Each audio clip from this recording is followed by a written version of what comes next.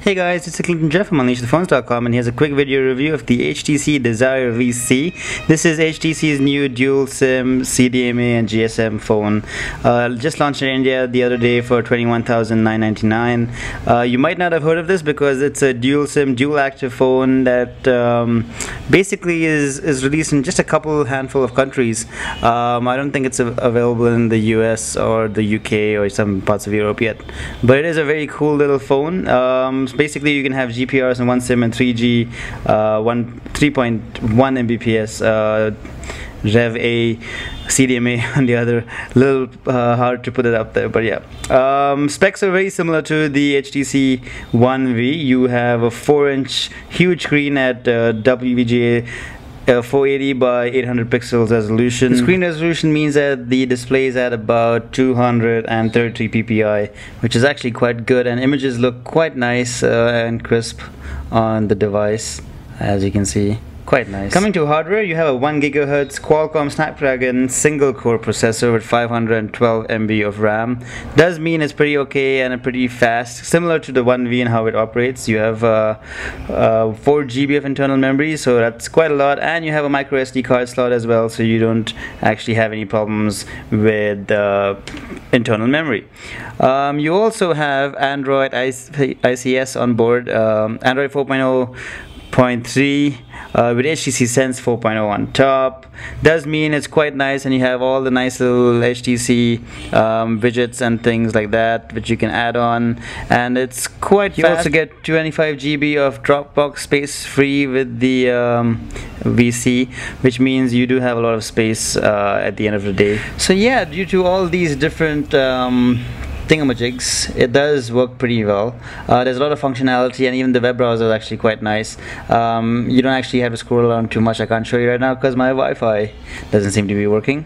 But apart from that, GPS works fine. You have Beats audio, which I'll talk about in a sec, and everything starts up pretty nice and fast. Just to give you a quick look at the hardware, you have a very nicely premium design metal-ish device right here. At the top you have the centrally located earpiece and a very nice little line right there. No front-facing camera, doesn't seem to be a proximity sensor or a ambient light sensor. I'm not too sure about that though. At the bottom you have the usual Android keys for home, recently used apps that you can just swipe to close things on, and the back key, typical of HTC's new designs for 2012. At the back you have the 5 megapixel camera, autofocus, and a single LED flash, so it does have okay results, pretty decent, nothing to write home about. Just to quickly go into detail on the camera, you have the same UI that's on HTC's One series of devices.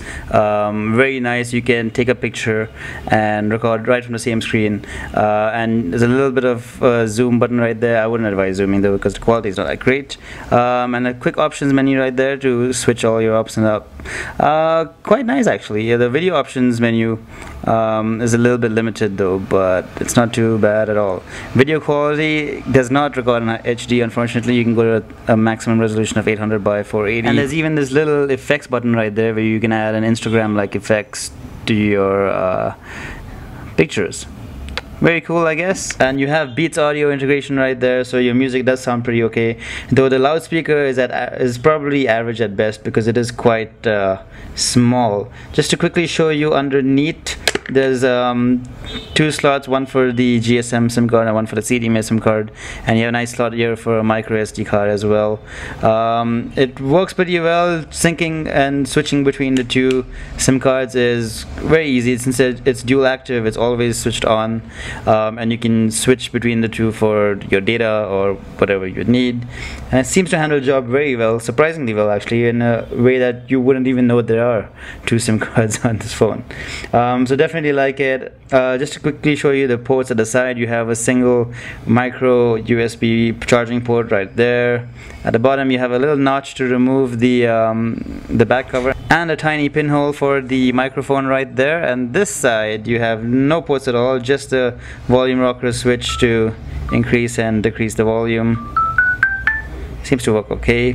And at the top you have the standard 3.5mm audio jack and a screen lock key to lock the screen. easy enough to feel, and no complaints as such. Definitely like that. So yeah, at the end of the day, you have a 1650 mAh battery, similar to the HTC One V. It does last an entire day, even though it's a dual SIM device. It lasts an entire day of usage, which is quite nice, even on 3G. No complaints about the battery as such. It will last pretty well, and the size of the device and the curves means it's really nice to hold. You have these nice grippy little pattern at the back over here, which means it won't slip out of your hand. Definitely like it. Definitely very impressed with this device. Something I didn't actually figure I would from a device in this price range. It is a little bit expensive, but you get quite a lot for what you pay for. You also have Wi-Fi and GPS and Bluetooth all built in. Of course, no front-facing camera is a bit of a issue, I guess, for people who like to video call.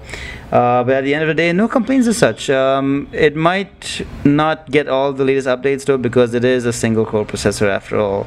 But hey, you know what? If you have any questions, let me know in the comment section below. And if you guys have more time, check out the detailed review on unleashthephones.com.